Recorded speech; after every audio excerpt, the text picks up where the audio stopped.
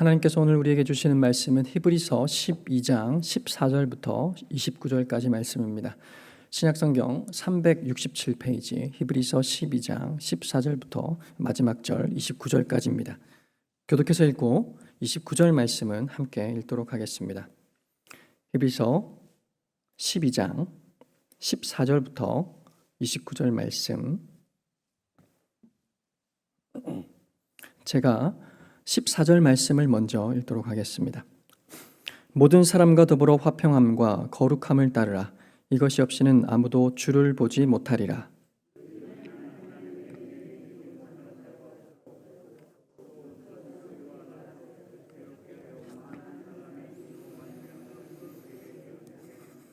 음행하는 자와 혹 한 그릇 음식을 위하여 장자의 명분을 판 에서와 같이 망령된 자가 없도록 살피라.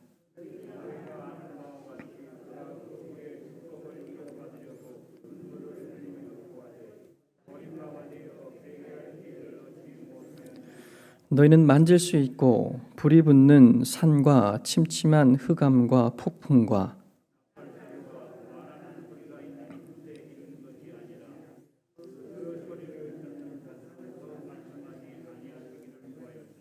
이는 짐승이라도 그 산에 들어가면 돌로 침을 당하리라 하신 명령을 그들이 견디지 못함이라.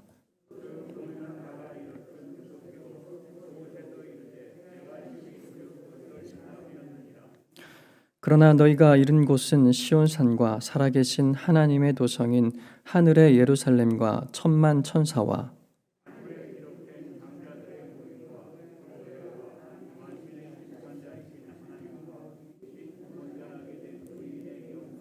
새 언약의 중보자이신 예수와 및 아벨의 피보다 더 나은 것을 말하는 뿌림핀이라.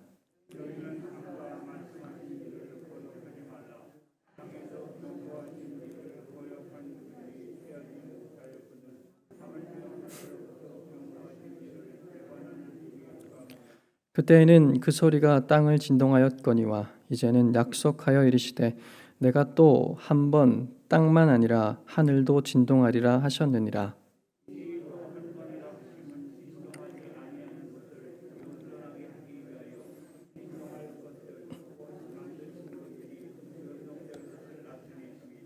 그러므로 우리가 흔들리지 않는 나라를 받았은즉 은혜를 받자. 이로 말미암아 경건함과 두려움으로 하나님을 기쁘시게 섬길지니 우리 하나님은 소멸하시는 불이심이니라. 아멘. 은혜를 가로막는 것이란 제목을 가지고 하나님의 말씀을 한번 같이 나눠보도록 하겠습니다. 오늘 이 히브리서 12장 말씀은 10장 19절 이하부터 쭉 연결된다라고 생각할 수 있습니다. 10장 19절부터는 예수 그리스도를 주로 삼아서 살아온 사람들, 구주로 삼아서 살아온 사람들이 실천적으로 삶에 어떠한 변화가 나타나는가, 이것을 기록하고 있습니다. 그런데 그 변화의 첫 번째가 무엇인가 하면 고난이었습니다. 많은 사람들이 이 땅을 살아가는데 이 삶의 고난이 나의 업보거나 혹은 우연히 생긴 일이라고 생각하기 쉽습니다만 성경은 그게 아니다라고 이야기합니다. 새로운 시각을 열어주고 있는데 그것은 이 관계라는 틀 가운데에서 하나님 아버지와의 관계가 회복된 자들은 아버지께서 주시는 고난이 있다. 그렇기 때문에 이 관계 속에 고난 때문에 이 고난이 훈련을 위한 것일 수 있다는 새로운 시각을 갖게 만든다는 겁니다. 그래서 우리의 삶을 훈련해 나아가는 것이 당연한 일일진데 오늘은 하나님께서 은혜를 주시는 것을 가로막는 장애물 때문에 훈련을 결코 멈추어서는 안 된다라고 말씀하는 것과 같습니다. 그럼 어떤 장애물이 있을까? 그 장애물은 바로 오늘 본문에 있는 마음의 쓴뿌리다라고 이야기를 하고 있습니다. 우리의 마음의 자리에는 쓴뿌리가 있습니다. 그런데 이 쓴뿌리가 도대체 무엇이고 이것을 어떻게 제거해야 우리의 삶 가운데에 하나님께서 주시는 은혜를 충만하게 누릴 수 있는지, 이 쓴뿌리를 제거하는 것이 무엇인지를 한번 살펴보도록 하겠습니다. 세 가지로 나눠서 살필 텐데 첫 번째는 은혜의 막힘, 두 번째는 은혜의 실전, 세 번째는 은혜의 반석, 이 세 가지로 한번 나눠서 살펴보도록 하겠습니다. 첫 번째 살필 것은 은혜의 막힘입니다. 하나님 아버지 안에서 훈련을 위한 이 고난을 우리가 함께 통과해 나아가면서 하나님께서 우리에게 주시고자 하는 것이 과연 무엇인가? 이것은 우리에게 하나님은 은혜를 주시기를 원하신다라는 것입니다. 그렇다면 우리가 생각해 볼 수 있는 것이 있습니다. 은혜는 도대체 무엇인가라는 겁니다. 은혜가 과연 무엇이겠습니까? 은혜란 내 삶에 그 존재의 개입을 압도적으로 느끼는 것. 이게 바로 은혜입니다. 다시 한 번 더 말씀드리겠습니다. 내 삶에 그 존재의 개입을 압도적으로 느끼는 것, 이것을 은혜라고 우리는 규정할 수가 있다는 겁니다. 우리가 흔히들 이야기를 합니다. 어버이의 은혜라고 말입니다. 이 어버이께서 우리에게 무엇을 해줬기 때문에 은혜라고 이야기를 하는 것일까요? 구체적으로 무엇이다라고 말할 수 없습니다. 그런데 그것을 우리는 은혜라고 표현을 합니다. 왜 그럴까요?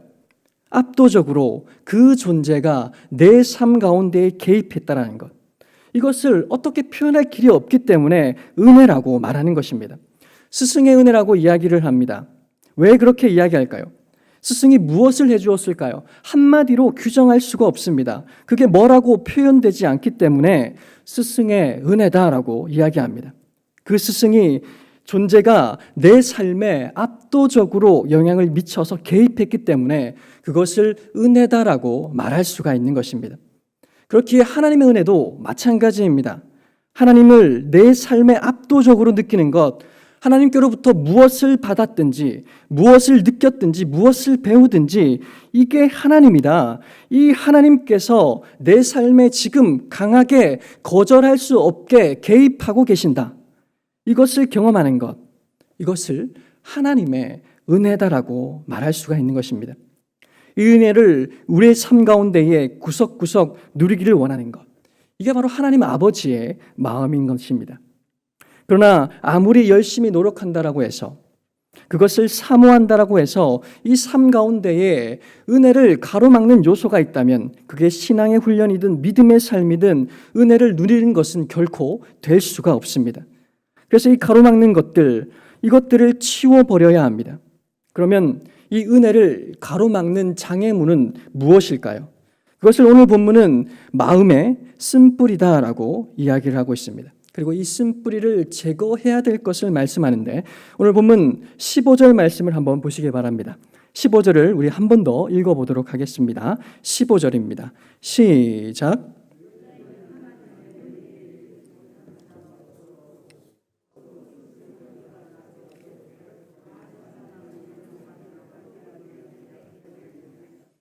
이 쓴뿌리가 가로막는다라고 말씀합니다.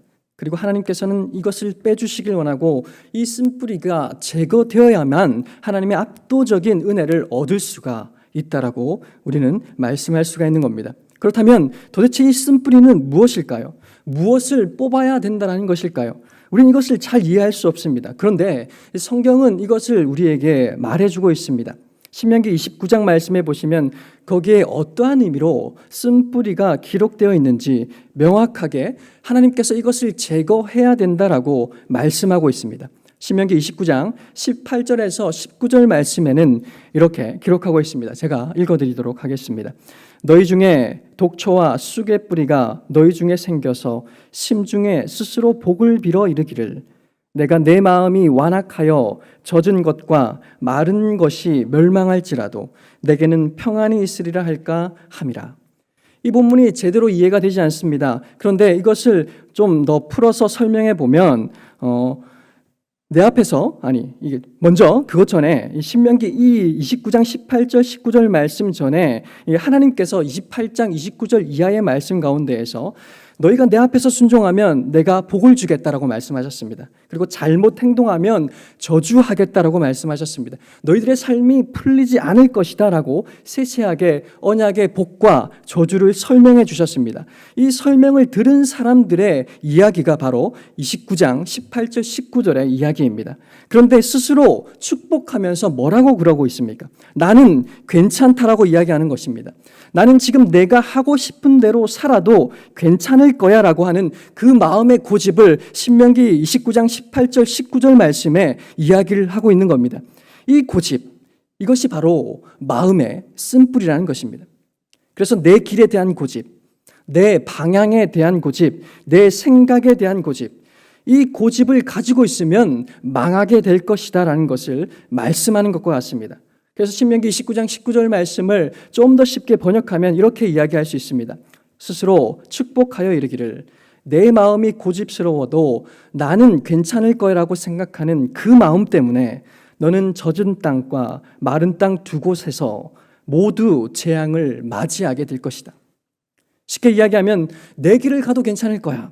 내 길을 가도 내 인생이 잘 될 것이야 라고 그분 말을 들을 필요가 없어라고 내 방법만이 행복이고 내 길만이 의미가 있어라고 말하는 이 고집을 가지고 있으면 어디를 가도 망하게 될 거다라고 말씀하는 것입니다. 이 말을 들으면 우리는 굉장히 거부감이 들고 껄끄럽습니다. 아니, 하나님께서 우리에게 복을 주셔야 할 텐데 어딜 가나 망할 거라고 말하는 것, 이것은 저주 아니겠습니까? 하지만 우리가 이것을 곰곰이 생각해 보면 당연한 말씀입니다.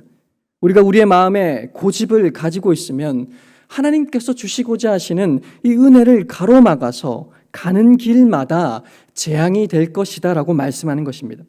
왜 그럴까요? 이 시대에 우리가 살아가는 이 시대와 문화의 목소리는 우리에게 무엇을 이야기하냐면 나의 방식, 나의 끌림, 나의 원하는 것, 내 삶의 목표, 이것을 그냥 따라가는 것, 그 원하는 것을 행하는 것, 이것이 바로 행복이다라고 말하기 때문입니다. 이게 무슨 고집이냐라고 이야기합니다. 원하는 것을 하는데 이게 왜 고집이라는 것입니다. 맞습니다. 그냥 내가 하고 싶은 것을 할 뿐입니다. 그런데 자꾸 교회에 오면 고집 부리지 말아라고 합니다. 순종하라라고 합니다. 원하고 싶은 것을 하고 있는데 원하고 바라는 곳으로 가고 있는데 내가 만나고 싶은 사람을 만나고 내가 원하는 행동들을 하는데 교회에 올 때마다 자꾸 고집을 부리지 마라, 순종해라라고 말하는 것입니다. 왜 그렇게 이야기할까요? 이 시대는 우리가 원하는 것을 따라서 살아가라 이야기하지만 우리는 점점 삶 가운데에서 즐거움을 잃어가기 때문입니다. 왜 즐거움이 사라질까요? 기억하셔야 됩니다. 내가 정한 길이 행복이기 때문에 내가 정한 길을 방해하는 모든 것은 내 삶의 불행이 된다라고 생각하는 겁니다. 이것은 속고 있는 것과 같습니다. 원하는 길을 세상에 가라고 했습니다. 그래서 내가 원하는 것을 선택했습니다. 그리고 원하는 사람을 만났습니다. 그런데 점점 더 불행해지고 있습니다. 왜 그런가 보니 내가 원하는 길을 가고 내가 하고 싶은 것을 가는데 방해하는 내 삶의 모든 다른 요소들, 이것이 불행으로 보이기 시작했기 때문입니다. 재정, 형편, 가정, 자녀들의 직장, 자녀들의 결혼, 이 모든 것들이 원하는 대로 생기기 시작했습니다. 그리고 이것이 행복이라고 내가 정했습니다. 이게 행복인 것 맞습니다. 그런데 왜 점점 더 내 행복이 사라지는 것 같습니까? 왜 그렇습니까? 삶에 이것을 방해하는 요소들이 너무나도 많기 때문입니다. 그러니까 모든 요소들, 그 나머지 요소들은 다 장애물이고 불행으로 여겨지게 되는 겁니다. 이 세상이 자신의 길을 따라 가라고 하는데, 그래서 자신의 길을 가는 것이 행복이라고 생각해서 걸어갔는데 오히려 행복이 사라진다는 겁니다. 오늘 이 신명기 말씀에서는 젖은 땅과 마른 땅 모두에서 어디를 가든지 재앙이 올 것이다라고 말씀하는 것입니다. 어딜 가나 행복을 느끼지 못할 거다라고 말하는 겁니다. 일터에 가도 내 일을 방해하는 사람들이 있습니다. 가정에 가도 내가 원하는 것들을 반대하는 가족들이 있습니다. 모든 것들이 불행으로 여겨지기 시작합니다. 그러나 오늘 성경은 무엇을 이야기할까요? 그 쓴 뿌리를 뽑아내야 된다라고 말씀하는 것과 같습니다. 이것이 성경이 제시하는 것입니다. 성경이 제시하는 삶의 목표는 방해받지 않는 삶이 절대 아니라는 겁니다. 이 시대는 우리에게 아무에게도 방해받지 말고 너의 길을 가라라고 말하고 있지만 그것은 이루어질 수 없는 길이라고 말씀합니다. 그런데 성경이 제시하는 새로운 삶의 방식은 무엇일까요? 방해받지 않는 삶이 아니라 은혜를 경험하는 삶이라는 사실입니다. 이 삶의 안전이 어디에 있을까요? 방해받지 않는 것이 아니라 어떤 방해가 있다 할지라도 하나님께서 압도적으로 개입하신다. 그 은혜를 경험하는 것, 이것이 우리의 삶의 목적이라는 것입니다. 우리의 표면상의 한번 삶을 살펴보시기 바랍니다. 대부분 다 행복해 보이는 것 같습니다. 행복하게 살아가는 것처럼 보입니다. 그런데 더 깊게 들어가면, 우리의 삶을 더 깊이 이야기해 보면 무수히 많은 문제들이 자리하고 있습니다. 내 문제가 아니라고 생각합니다. 자세히 보면 나는 잘 살고 있습니다. 그런데 대다수의 사람들이 다른 사람들의 방해 때문에 내 삶이 불행하다라고 여기는 것입니다. 나는 되게 가치 있는 일들을 행하고 있습니다. 나는 나름 내 삶을 잘 꾸려가고 있습니다. 그런데 내 가족이 문제라고 말합니다. 내 부모님들이 골치 아프게 이야기한다는 겁니다. 내 아들, 딸이 문제라고 이야기하는 겁니다. 답이 나오지 않습니다라고 이야기하는 거예요. 어떻게 내 딸과 아들들이 이럴 수 있는지, 형제 자매가 이럴 수 있는지, 부모가 나에게 이렇게 할 수 있는지, 그런데 이야기하는 것이 있습니다. 그러나 나는 잘하고 있습니다. 그런데 하나님 앞에서 이게 무엇이 바뀐 것일까요? 내가 가는 길, 이것만이 나의 복이고 의미다라고 여겨버리기 시작하니까 내 삶에 이것을 제외한 모든 것이 불행으로 느껴지기 시작한다는 겁니다. 근데 하나님께서 뭐라고 말씀하십니까? 내가 가는 길 외에 모든 것이 불행으로 보이는 것, 그게 바로 쓴뿌리다라고 말씀하는 것입니다. 그게 바로 너의 고집이야라고 말씀하는 겁니다. 내가 가길 원하는 그 길 때문에 하나님께서 다른 삶의 요소들을 통해서 주시고자 하는 모든 은혜들을 막을 거야, 막힐 거야 라고 말씀하고 있는 겁니다. 그래서 방해가 아무리 없다 해도 은혜가 없으면 다 소용이 없는 것입니다. 방해가 온다 할지라도, 방해가 있어도 하나님의 은혜를 경험하는 것, 이것이 우리의 삶의 유일한 목표라는 겁니다. 이 쓴뿌리를 우리가 제거하지 않는다면 우리는 결코 하나님을 경험할 수 없는 겁니다. 두 번째로 살펴볼 것은 은혜의 실전입니다. 그렇다면 이 쓴뿌리, 내 삶에 내 길만 고집하는 것, 이것을 제거하기 위해서 하나님께서 우리에게 훈련시키길 원하는 것이 두 가지가 있는데, 내 삶에 펼쳐진 모든 것들을 방해로 여기지 않고 어떻게 그 안에서 은혜를 경험할 수 있는가? 두 가지입니다. 첫 번째는 화평, 두 번째는 거룩을 연습하는 것입니다. 첫 번째는 화평입니다.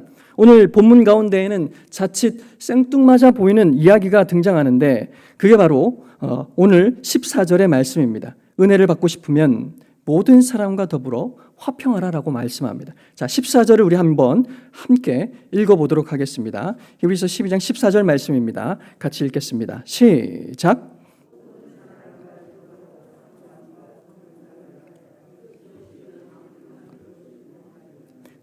네. 영어로 보면 모든 사람이랑 평화롭게 지내라라고 기록하는 것과 같습니다. 그런데 곰곰이 생각해 보시면 이게 말이 잘 안 되는 것 같습니다. 어떻게 우리가 모든 사람이랑 친하게 지낼 수가 있습니까? 생각해 보십시오. 나는 친하게 지내고 싶습니다만 상대가 어디서든지 날 먼저 싫어할 수 있습니다. 우리가 아무리 친절하게 대한다 하더라도 안 되는 사람들이 있습니다. 그런 사람과 어떻게 화평할 수 있을까요? 관계는 상호적인 것이기 때문에 내가 내 마음대로 당연히 할 수 없다고 느낍니다. 그런데 모든 사람과 더불어서 친하게 지내라, 평화롭게 지내라라고 말씀하는 겁니다. 이 말의 뜻은 모든 사람의 관계 가운데에서 모든 사람의 관계를 하나님 앞에서 처리하는 것을 의미하는 겁니다. 이것이 모든 사람과 더불어 화평하라, 이것의 적용입니다. 하나님 앞에서는 어떤 사람과의 관계도 방해로 여기지 않고 은혜로 경험될 수 있다는 겁니다. 왜일까요? 사람 사이의 모든 마음들이 서로 마음 가는 대로 결정되는 것이 아니라 하나님이 그 사람 사이의 관계를 다루신다, 성경은 기록하고 있기 때문입니다. 잠언 21장 1절 말씀에 보시면 뭐라고 하냐면, 왕이 있는데 왕이 마음대로 자기 행동들을 결정하는 것 같지만 결코 그렇지 않다라는 겁니다. 왕의 마음을 누가 움직이느냐? 하나님께서 움직인다라고 기록합니다. 이 잠언 21장 1절 말씀은 이렇게 기록합니다. 왕의 마음이 여호와의 손에 있음이 마치 봇물과 같아서 그가 임의로 인도하시는도다. 왕의 마음을 누가 인도한다라고 말씀하고 있습니까? 우리는 이 왕의 마음이 변하는 것, 자신이 하고 싶은 대로 한 것 같지만 이 하나님께서 사람의 마음을 움직이신다라고 말씀합니다. 그래서 원치 않는 사람과의 관계, 틀어진 사람과의 관계 속에서 누가 개입하고 계신다는 것을 이야기하는 것입니까? 하나님께서 관계 속에서 함께하고 계신다는 겁니다. 그렇기 때문에 이 땅의 모든 관계에 은혜를 경험하기 위해서 우리가 실천해야 될 것이 무엇인가? 모든 사람과 더불어 화평하라. 이 말은 모든 사람과의 관계 앞에서 하나님 앞에서 이 관계를 하나님 앞에서 처리하라. 이 말씀입니다. 이것을 우리가 끊임없이 훈련하며 연습해 나아가야 된다는 것입니다. 구약시대에 여호람이라는 왕이 있었습니다. 그런데 이 사람이 하나님 앞에서 순종하지 않았습니다. 그러자 전쟁이 일어났는데 이 전쟁은 어떻게 일어났는가? 한 사람이 하나님 앞에서 순종하지 않자 다른 사람들을, 다른 나라들의 마음을 움직였습니다. 역대하 21장 26절 말씀에는 이렇게 기록하고 있습니다. 여호와께서 블레셋 사람들과 구스에서 가까운 아라비아 사람들의 마음을 격동시키사 여호람을 치게 하셨으므로. 서로 우연히 치고받고 싸우다가 전쟁이 일어났다는 이야기일까요? 아니라는 것입니다. 그것을 보고 지금 성경은 뭐라고 이야기하는가? 관계를 틀어버리신 존재가 누구인가? 바로 하나님이라는 겁니다. 전쟁이 왜 일어납니까? 관계 속에서 변화가 왜 일어났습니까? 하나님께서 그 관계 가운데 계시고 통치하신다는 사실입니다. 그렇기 때문에 우리의 삶의 모든 관계가 누구와 함께 하고 있다는 것을 기억해야 될까요? 하나님께서 함께 하신다. 이것을 우리는 분명하게 기억해야 됩니다. 그래서 우리가 틀어지든 누군가와 갑자기 친해지든 늘 민감해야 될 것이 무엇인가? 모든 사람과 더불어 화평하라. 그냥 단순하게 다 잘 친하게 지내란 이야기가 아닙니다. 모든 사람과 더불어 화평하라. 이 말은 내가 만나는 모든 사람들은 그 모든 관계 맺음은 하나님 앞에서 맺고 끊는 것이다. 이것을 말씀하는 겁니다. 이게 바로 삶의 실전. 모든 나쁜 관계 가운데에서도 은혜를 경험할 수 있는 아주 중요한 훈련이란 사실입니다. 히스기야 때 사람들이 하나님 앞에 모여서 또 이 백성들이 하나님을 예배하기 시작했습니다. 그런데 이 마음이 다 흩어져 있었는데 한 마음으로 쫙 모이기 시작했습니다. 히스기야 한 사람이 하나님 앞에서 순종하니 사람들이 모이기 시작했습니다. 하나님께서 모든 것들을 모아주셨습니다. 역대하 30장 22절 말씀에는 이렇게 기록합니다. 하나님의 손이 또한 유다 사람들을 감동시키사 그들에게 왕과 방백들이 여호와의 말씀대로 전한 명령을 한 마음으로 준행하게 하셨더라. 교회의 마음, 그 이스라엘 백성들의 마음이 어떻게 모였을까요? 교회가 시설이 좋아지면 한 사람이 나와서 설교를 잘하면 사람들의 마음이 모아지는 걸까요? 그것을 말하는 것이 아닙니다. 모든 관계를 하나님 앞에서 처리했던 단 한 사람, 그 사람의 모습 때문에 사람의 마음이 모이기 시작했다는 것입니다. 그런데 신기한 것들이 있습니다. 우리의 삶에 많은 관계들이 있지 않습니까? 내가 의도하지 않았던 방향으로 모든 것이 흘러가는 것 같습니다. 친해지거나 소원해지거나 갑자기 친해지거나 갑자기 소원해버린 어떤 관계들, 그런 사람들의 계기를 한번 살펴보십시오. 내가 가족들이랑 어쩌다가 이렇게 된 것일까? 내가 부모님이랑 어쩌다가 이렇게 된 것일까? 그런데 사실 이 모든 관계는 다 사소하고 되게 아무것도 아닌 문제들로 시작됩니다. 그래서 이것을 돌아보면 어쩌다가 여기까지 왔는가? 신기하게 느껴질 때가 많습니다. 그런데 이 상황 가운데에서 우리는 세계관이 개입됨을 기억해야 합니다. 판단해야 됩니다. 모든 상황들, 이것이 다 우연이야. 그때 내가 그냥 장난으로 말을 잘못한 것이었는데 이 관계가 여기까지 왔네? 이게 사람들이 이야기하는 모든 관계의 모습입니다. 만약에 이것을 믿고 있다면 우리는 그 세계관 속에 살고 있는 것입니다. 이게 바로 하나의 믿음이기 때문에 그렇습니다. 그런데 성경은 우리에게 그것을 말하지 않습니다. 우리에게 오히려 다른 새로운 믿음을 제시하고 있는데 이 사람과의 관계가 어디로부터 온다라고 말하고 있을까요? 이것은 바로 영적이라는 겁니다. 하나님과의 관계로부터 시작된다라고 말씀하고 있습니다. 그래서 내 삶의 모든 관계들, 만약 이것에 방해가 아니라 하나님께서 은혜를 시작하신다라고 말씀하는 체험의 장이라고 한다면 지금부터 이제 시선이 달라지기 시작하는 겁니다. 정리되지 않는 관계가 있습니다. 껄끄러운 관계가 시작됐습니다. 이것을 하나님 앞에서 어떻게 처리할 것인가? 얼굴을 안 봐도 되는 것인가? 계속 봐야 하는 것인가? 혹은 용서해야 되는가? 훈계해야 되는가? 부드럽게 대해야 되는가?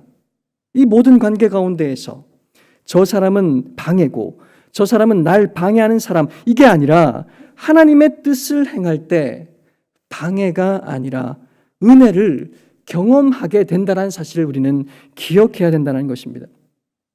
제가 재작년인가요? 제가 예전에 사역하던 곳의 한 청년이 신한투자금융 신우회를 섬기고 있었습니다. 그래서 저를 한번 초청을 했었습니다. 그런데 한 번 가고 두 번 가고 세 번 가고 한 네 번을 갔습니다. 그런데 이게 뭔가 좀 이상한 겁니다. 제가 설교를 잘해서 절대 초청하는 게 아니고 이게 뭔가 모를 땜빵 같은 느낌이 들기 시작했습니다. 그러자 사실 약간 이래서는 안 되지만 기분이 안 좋아졌습니다. 그래서 색안경을 끼고 그 친구를 보게 되었습니다. 그리고는 마지막에는 이제 거절을 했습니다. 그런데 그 자리에서 그 친구가 저에게 이야기를 했었습니다. 신호의 예배 가운데에 있었던 분의 이야기를 했습니다. 그분이 이렇게 이야기했답니다. 그때 그 시점, 그 예배를 드리던 시점에 저는 이혼을 생각하던 시점이었습니다. 그런데 그때 이후로 생각과 마음이 달라지고 마음을 고쳐먹고 하나님께 기도하며 은혜를 구했습니다. 그리고 지금은 복된 가정으로 살고 있어서 너무 기쁩니다. 이런 고백을 저에게 전달해 주었던 것입니다.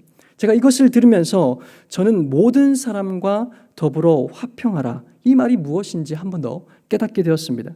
이 신우회를 청탁했던 그 친구, 다른 목회자들이 없으니까 만만한 저를 계속 불러서 땜빵 시키는구나 이렇게 생각해서 그 친구와 별로 화평하지 못했습니다. 그래서 거절했습니다. 그런데 이 이야기를 듣고 나니까 제가 색안경을 끼고 있었던 것이었습니다. 관계 앞에 하나님께서 계시다는 사실을 잊고 있었던 것입니다. 그리고 깨달아지는 것은 사람 사이의 문제가 내 삶을 흔들기 시작한다. 이것은 은혜가 막히는 중요한 신호다라는 사실이었습니다. 자꾸 안 좋게 보기 시작합니다. 싸우기 시작합니다.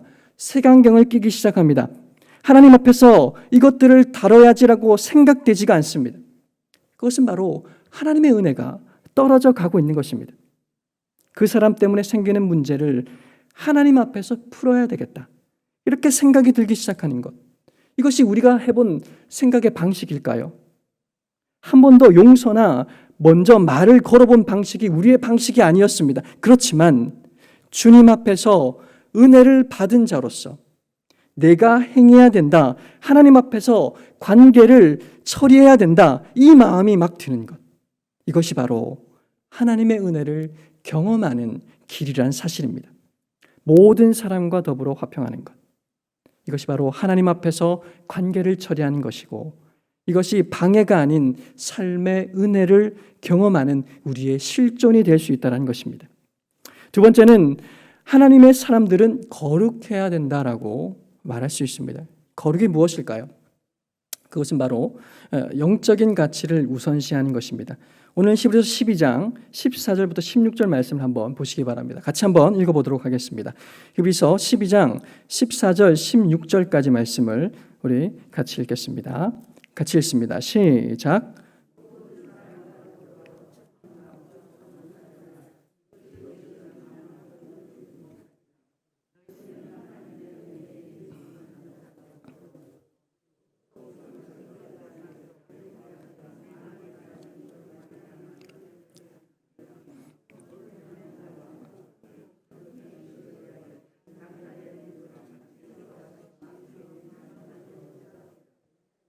네, 거룩은 늘 음란과 연결되어 있습니다. 그래서 많은 주석가들이 동의하는 것은 이 음란이라는 것, 이것은 문자 그대로의 음란한 행위, 거기에 더해서 성경은 확장된 의미로서 우상 숭배하는 것 또는 세속적인 것을 추구하는 것 둘 다를 적용할 수 있다고 이야기합니다. 그런데 이 문자적인 음란은 하나님 앞에서 거룩을 해치는 행위입니다. 음행을 그만하는 것입니다. 결혼 안에서의 성적인 만족 외에 다른 것을 찾는 것을 그치는 것입니다. 이것은 우리의 인생을 망하게 하는 것입니다. 그런데 성경을 살펴보시면 이 음란과 거룩을 관계로서 풀어내는 것을 볼 수가 있습니다. 어떻게 하냐면 이렇게 이야기합니다. 왜 내가 많은 사람과 함부로 성적인 관계를 맺으면 안 됩니까? 청년들이 이야기하는 이야기입니다. 그런데 이것을 성경은 어떻게 풀어내느냐? 관계로서 풀어내는데 그 사람은 누구의 아내, 누구의 딸이기 이전에 그리스도의 신부이다. 이렇게 성경은 이야기를 하는 것입니다. 이 관계를 우리가 기억할 때 우리가 모든 남자와 모든 여자를 그리스도의 신부로 보는데 어떻게 문자적인 거룩, 이 음란으로 범할 수 있겠느냐? 할 수 없다라는 것입니다. 관계라고 이야기합니다. 또 성경에 보시면 늙은 여자를 보느냐, 어머니를 보듯 하라. 젊은 여자를 보느냐, 자매를 보듯 하라라고 말씀합니다. 이 관계로 욕구를 다스리라라고 말씀하는 것입니다. 이러면서 성경은 이 음란을 문자적인 의미에서 확장시켜서 더 넓은 의미로 이야기를 하고 있습니다. 16절 말씀을 우리 한 번 더 읽어보도록 하겠습니다. 16절 말씀입니다. 시작.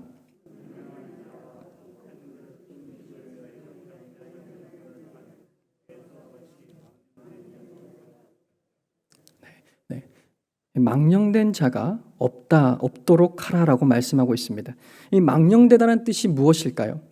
세속적이다, 땅의 것을 본다라는 뜻입니다. 에서가 누구일까요? 야곱의 형입니다. 그러면 에서의 관심사는 무엇이었을까요? 나의 관심사는 내가 배고프니까 내 장자의 권한, 하나님 앞에서 받을 수 있는 축복의 권리, 이것을 보이는 팥죽에 팔아버리는 것이었습니다. 보이지 않는 것을 팔아버리고 보이는 것을 취하는 것, 이것을 바로 망령되다라고 말할 수가 있는 겁니다. 우리가 하나님 앞에서 모든 것을 행하지 않을 때, 은혜가 사라질 때 나타나는 것이 무엇인가? 세속적이고 땅의 것을 찾는 현상들이 나타납니다. 그래서 에서는 어떤 사람이었을까요? F.F. 브루스라는 유명한 신학자가 있습니다. 신학자가 이 F.F. 브루스가 이렇게 표현했습니다. 그는 모든 영적인 가치에 대한 감각을 잃어버린 사람이다. 영적인 가치, 전혀 감이 오지 않는다라는 겁니다. 그는 순간순간 사냥하고 먹고 마시고 눈에 보이는 것들을 잡으려 하는 인생이었습니다. 그런데 이게 우리의 인생이 아닐까요?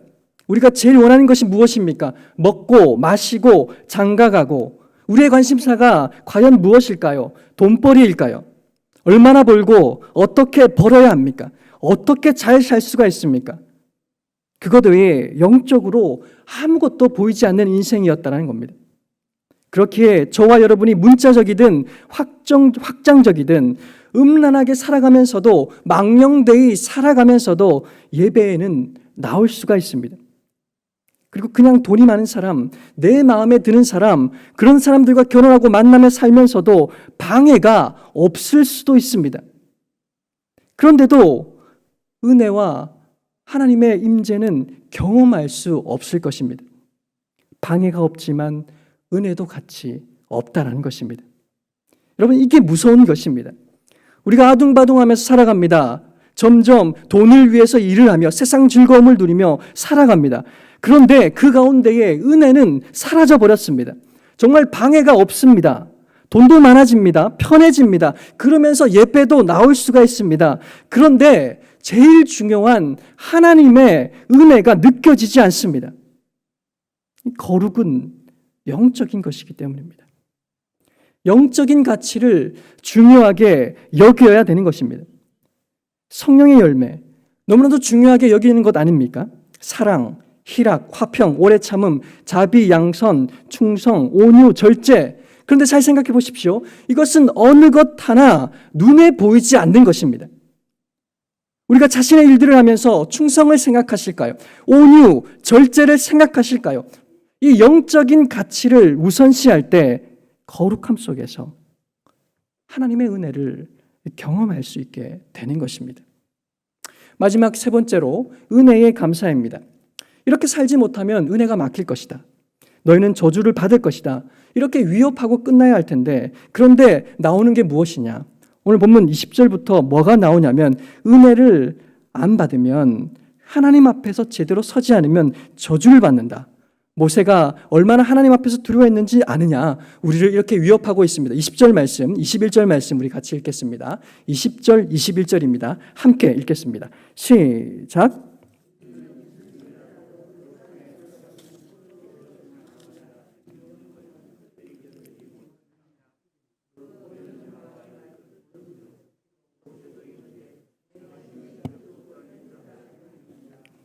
처음에 하나님 앞에 율법을 받도록 모세가 그 산에 올라갑니다. 구름이 덮이고 영광이 임했습니다. 모세 외에는 올라오지 못했습니다.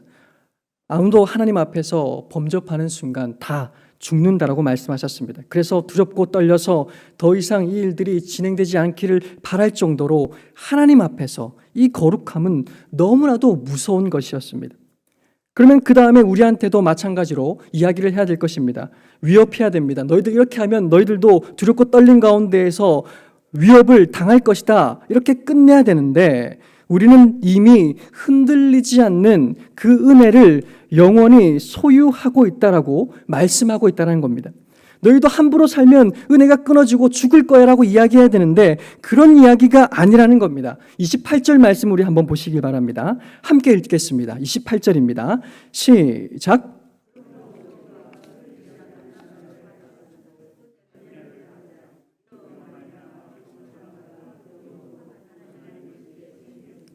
네, 아멘. 은혜를 받자라는 것은 관용어입니다. 그래서 더 정확하게 이야기하면 무슨 뜻이냐면 은혜에 감사하자입니다. 감사하자. 이것은 무엇입니까? 이미 받았다라는 것입니다. 흔들리지 않는 나라를 이미 우리는 받았지 않느냐. 그러므로 감사하자. 이미 우리는 특권을 가지고 있다는 것입니다. 우리의 삶의 마지막 결론이 하나님 앞에서 제대로 서지 못하면 은혜가 끊어진다. 이렇게 끝날 줄 알았습니다. 그런데 아니라는 것입니다. 우리의 삶은 이미 은혜가 끊어진 존재였습니다. 우리는 이미 답이 없었습니다. 아무리 설교를 들어도 새롭게 살 수가 없는 존재였습니다. 아무리 음란을 피하려고 해도 우리의 마음에 하나님의 은혜를 구하는 마음 자체가 들지 않고 내 길만 가겠다, 내 평생 내 것이다라는 생각만 가지고 살 수밖에 없는 존재였습니다. 그래서 그 마지막 은혜가 끊어지는 것이 무엇인가? 죄 때문에 하나님과의 관계가 끊어지는 것, 은혜의 근원이신 그분과의 관계가 끊어지는 것, 사망, 마지막 조지였습니다. 그런데 주님께서는 우리에게 은혜를 막지 않으시고 우리에게 은혜가 끊어지지 않도록 하시기 위해서 내가 하나님 앞에서 심판받는 대신에 누구를 대신 심판받게 하셨습니까? 예수 그리스도께서 이 땅 가운데 오셨습니다. 그리스도께서 이 땅 가운데 오신 그 자체가 은혜였습니다. 로마서 3장 23절 말씀은 이렇게 이야기합니다. 모든 사람이 죄를 범하였음에 하나님의 영광에 이르지 못하였더니 그리스도 예수 안에 있는 속량으로 말미암아 하나님의 은혜로 값없이 의롭다 하심을 얻은 자가 되었느니라. 우리는 은혜가 내 가정이, 내 자녀가 잘 되는 것인 줄로만 알았습니다. 우리는 은혜가 내 병이 낫는 것인 줄로만 알았습니다. 그러나 하나님께서 우리에게 이미 주신 가장 큰 은혜는 무엇입니까? 예수님. 그분 자체가, 그분이 내게 오신 그 자체가 정말 참 은혜였다는 겁니다. 그분 스스로 죽으심으로 하나님을 잃지 않게 하신 그 은혜를 내게 이미 흔들리지 않게 주신 분이 바로 나의 주, 나의 하나님이시다. 그게 바로 그리스도의 공로입니다. 우리가 그것을 본다면, 그 십자가를 본다면 이제 이 땅의 삶 가운데 닥쳐오는 여러 방해와 고난 가운데에서도 하나님의 은혜를 고백할 수 있게 될 것입니다. 내가 어디를 가든지, 심지어 내가 실패했든지, 그럼에도 불구하고 하나님께서 내게 주시는 은혜는 결코 끊어지지 않는다. 오늘 우리가 살아가는 이 삶의 현장은 방해의 연속이 아니요 은혜의 현장이다. 내 가정과 기업의 모든 문제들이 새롭게 해석되기 시작하는 것입니다. 끊어지지 않는 은혜, 이것을 소유한 자들로서 우리의 하루하루를 화평과 거룩의 삶으로 살아가시는 저와 여러분 되시기를 주님의 이름으로 간절히